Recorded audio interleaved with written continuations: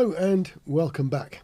Well, there's been an awful lot going on in the sort of council scene in Suffolk over the past couple of weeks. And of course, we had that sort of travesty of a meeting in Suffolk County Council where, remember, I work in theatre. I've never seen such a stage-managed meeting. Their cabinet could have won an Oscar. What they did was they prepared very, very carefully. So in advance, they'd worked out all the nasty, tricky questions that were going to be asked, and they had got pre-printed answers that the guy who sat there and sort of conducted the meeting just read from. And when those questions and answers were a little bit tricky, he just delegated to somebody else. But I noticed the chair of the meeting was very good at moving things on and super, until somebody decided to say something negative. And then they got a slap down. One lady, and I'm assuming English wasn't her first language, one of the councillors, tried to make a point. She got told that wasn't how it was done. She got cut short. They just weren't having any of it. So realistically, Suffolk County Council decided that, yep, they were going to grab the libraries back from Suffolk Libraries. Job done, all finished. No attempt at democracy, no attempt at reasoning or answering proper questions. They'd prepared it, they were going to do it, job done. A bit sad, really. I was quite pleased because Lowestoft Council this week have got an item on their full council agenda about the Suffolk County Council library situation. So I sort of sat there with sort of a bit of a trepidation, you know. How strong were they going to be for it or against? They wrote a letter. This letter. Our town clerk wrote a letter to Suffolk County Council expressing our concern. Too late, too little, nothing got done. So in actual fact, that letter in the meeting lasted about 20 seconds. The letter was sent, agenda item over. They didn't try at all. There was no attempt whatsoever by Lowestoft Town Council to do anything about it. I'm quite disappointed in that because I really did think a few of their members would sort of rally round and make a lot of noise. In actual fact, looking back on it, I think I made more noise than any of those councillors. None of those came up against the Suffolk County Council scheme of doing it. None, not that I could see of. I was very disappointed. Anyway, clearly the rest of the meeting would be a full council, so it'll be conducted really nicely, you'd have thought. No, well, let's do a spoiler. Grumpiness, raised voices, 2 people getting up and leaving. Especially silly, because one of the people who left had also got an interest in one of the items that she was then not there for. So I don't want to deflate your interest, so I won't tell you which of the lady councillors it was. Probably don't have to guess that hard, I don't think. What can I say about what was going on? Well, all the fuss and bother seems to hover around Lowestoft Town Council having declared a climate emergency. I think I'm in favour of sort of keeping things nice. So the Climate Emergency Committee, I thought originally was a good thing. I've sadly now come to the conclusion that it's a complete and utter waste of time. The reasons for that statement are quite simple. They don't do any research. They pick little headings and go for them as if, like, you know, a good example in this meeting here, they're very upset about the football pitches at Barnard's Meadow. Councillor Brooks. Yeah, Councillor Ray brought this to our attention, and we have been supportive of the development of Barnard's Meadow generally in terms of the redevelopment there. However, when we realised that the latest application for this surface, which includes rubber crumb, and the dangers of it, the chemicals that are released, the dangers to the players, and a lot of them will be young children down there, and its impact on the environment, we felt that we couldn't approve it. And we also noted that Sports England and the have actually looking for a cut-off date where it's ever used in the 2031, when it won't. And we also know that this rubber crumb stuff is almost impossible to recycle, so it all goes to landfill, and it has quite a short lifespan compared to something old-fashioned like grass. So although we were urged by East Suffolk to amend our recommend to refuse, we have stuck by that, our recommend to refuse. Now, for those of you who don't know about football pitches, and I don't know anything about football, but I do know a bit about football pitches because both my lads, who are grown up now, used to play on them. And when they'd come home, they'd leave hundreds of little tiny rubber balls everywhere. They'd go in the washing machine, it'd be in the clothes, because what they do is they've got the pretend grass on the field and then they fill in the void with rubber pellets, little tiny, sort of smaller than a grain of pepper type thing. Now, the rubber, of course, is going to go back into the environment, isn't it? Eventually. It's very difficult to get rid of. Yep, totally agree with that. But what they've forgotten about is where that rubber came from in the first place. And that rubber medium, if you do just a plain simple bit of research, that rubber medium was an environment saving tactic. You've only got to do a tiny bit of research to come, for this to sort of appear. What they were doing was looking at those mountains of car tyres, discarded car tyres that are just in these massive great mountains, and they don't rot, and you can't get rid of them, you can't burn them. They're just rubbish. So they had this great idea that what we'll do is we'll scrunch them all up, and then we can use them for football and sports pitches. So all of these pitches that they're complaining about left, right and centre were attempts to help the environment. They really were. Now what's happened is that the football pitches are getting towards the end of their life, and so now we've got the original problem back. We've got tons of rubber tiny pellets to get rid of, and there's not much we can do with them. There are a few people who can recycle it into something else, but it's very expensive. So we're getting really uptight about this particular subject, when in actual fact all that seems to have happened is it's delayed the environment polluting thing for 20, 30 years, however long it's been in use. So it's not like a huge devil of a problem. The problem is now that, the football pitches need replacing, and what do we do with it? Well, the one good thing about it is that granules are apparently easier to store, transport, and if you need to do something with them, like revulcanisation, it's actually not that hard to do. It's just a bit expensive.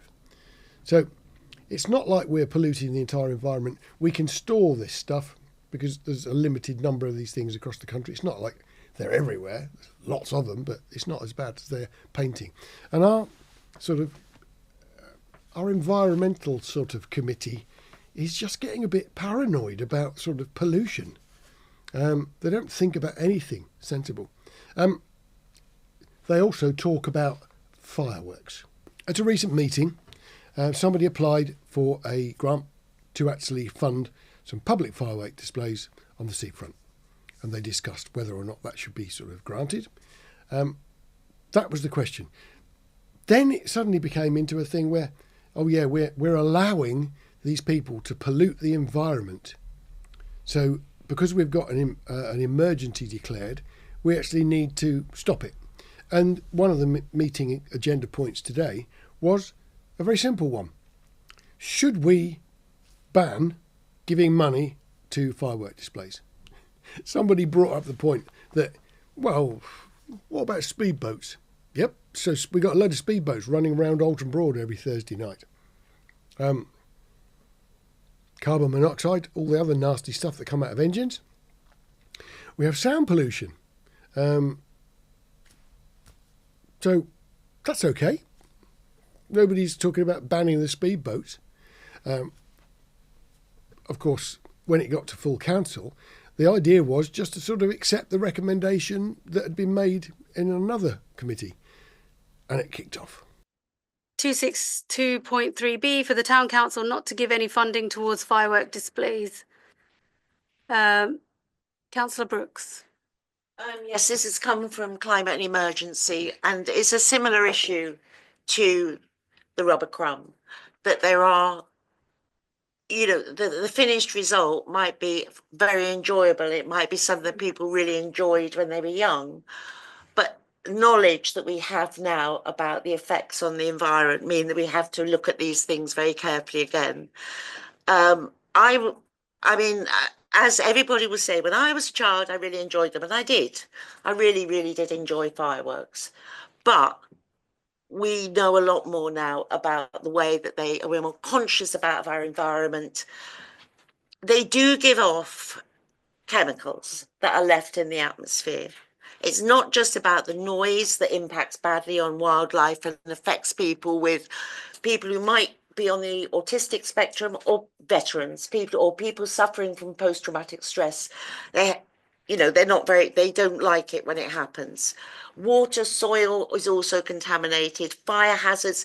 There are so many adverse risks to having firework displays, and there are alternatives. We could be encouraging people, as a town council has declared a climate emergency.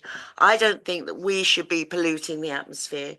Ironically, many of the arguments that have been raised now would also have played to the following item, which was a fund application towards powerboat racing on Alton Broad, which was emphatically endorsed.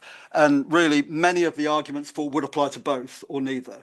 And therefore, I think the distinction is quite selective and arbitrary. And interestingly, with the play area discussion, you know, it was mentioned that one play area, well, that's not got a fence around it and no one's complained yet. I haven't noticed floods of complaints coming into the town council office about funding firework displays. And here goes Councillor Patience. So it sort of goes downhill a bit from here. Councillor Patience. Yeah, thank you. We seem to be going away from the position. We're all talking about funding. I think the debate talks about whether we should have fireworks or not. That wasn't the issue. The other issue is funding. Yes. Solely funding. Yeah. Local town council. It's not a debate. So the recommendation. We're talking about the thing. I'm sitting here very quiet, listening, thinking everybody want to ban fireworks. No. Well, that's the impression I'm getting. No. So there is also fireworks. No, Have you believe? Thank you. Can I also clarify? fireworks. What don't go off bang?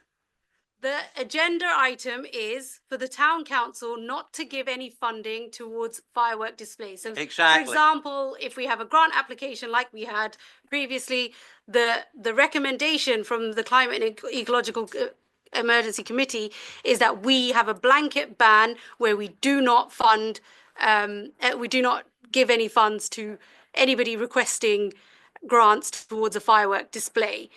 I think Councillor Webb, did you want to say something? I think Councillor Patience has probably just said what I was going to say. It's about the funding of displays. It's not the funding of fireworks. That's what these display. If it's an organised display, has lots more than just fireworks going off. They have they normally have stalls, etc., music, that kind of. That's a firework display. It's not. This doesn't say anything about purchasing a fireworks, which I think is the issue that people are getting upset about. Okay, I'm going to stop all the discussions on this. I need a proposal of whether we go with the recommendation or not. Councillor Pearce? Well, I propose that we don't, for the reasons stated, and whilst I respect your position, Chair, in relation to the grant applications, the environmental reasons have been raised as a reason not to do it, and we need to be consistent if we're going to have any credibility. We can't say we're going to ban this and allow that when the same factors apply with both. But I propose that we do not support the recommendation on the basis that it should be each case on its merits rather than the blanket ban. Okay. Councillor Brooks.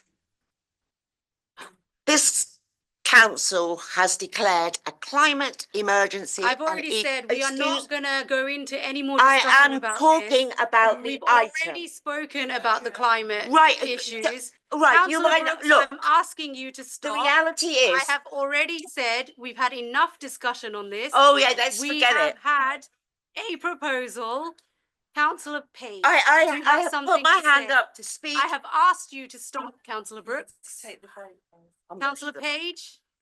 Thank you, Chair. I can understand Wendy's frustration, actually, because I'm sorry. I'm going to say this. I haven't spoken in this meeting at all. I'm going to speak. But we've already had a very long discussion. It's important. This is really important. I say We've it. had a proposal. It's been seconded. The normal procedure. Well, is I'm to go afraid to if a you won't vote. listen to what I've got to say about a climate emergency, I'm not going to stay in this meeting.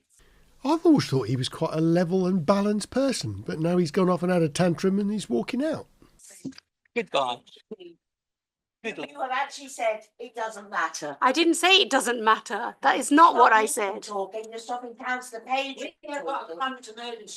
We've spoken about. Council doesn't want to do anything about it. We've spoken about the climate issues, though, Councillor No, you haven't. Page. Yes, we have, because you've mentioned it. Oh. Bernie's mentioned it. That's the end. I agree with Paul. I'm going as well. Okay, that's your problem. Can't debate anything. So we've had a proposal. It's been seconded. All in favour, please. What are we voting on? What you seconded. Oh, What you seconded. Not before. Yeah. Thank you. Sorry. There's a recommendation from Climate that you're voting to accept or not. No, we're voting not to accept. Well, maybe Yeah. we should reconsider our, if we sign up for Right. there being a climate emergency. Because obviously people don't So know when what we- it is. Yeah. All in favour, please. So 1, 2, 3, 4, 5, 6, 7, 8, 9, 10, 11, 12. Not to accept the recommendation. Abstentions. Sorry, against. 2. Abstention. 1. I'm going to take a small break, please. 5 minutes. It's like, wait for the lights. Yeah. The ironic thing here is that that was all talked about in the Climate Emergency Committee. And all that full council had to do was either go with it or go against it. That's all they had to do. There was no need for all that. And frankly, when people get up and walk out, that's a bit pathetic. 2 reasons. One, it's just a bit childish, and just because people don't get their way. Committee structure is what it is. And you either go along with what the chair says, as long as what the chair says is actually a valid instruction, which here, I think it was. You either go along with it and shut up and fume a bit in private, and maybe afterwards complain a bit, maybe afterwards you go and talk to other people, that sort of stuff. But having a tantrum and getting up and walking out is just daft, because once you've gone, you don't know what they're talking about, and you've probably lost the chance to do something else. So it was a bit sad to see, but Councillor Page and Councillor Brooks decided to do what they thought they had to do. But it's just making a point. It's not actually progressing the issue. Sometimes you just got to accept the fact that your view is not what other people think and just go with it. Fume in private, not public. So anyway, what a shambles of a meeting. There were a few other things in the meeting as well, but I'll not go into those because they weren't particularly useful from the point of view of making the video. So, libraries are gone. We're going to look after firework displays if people make convincing cases. Yeah, it's all right, really. So there we go. That's it. I hope that was of interest to staff, really, isn't it? See you on the next video. Look after yourselves. Take care.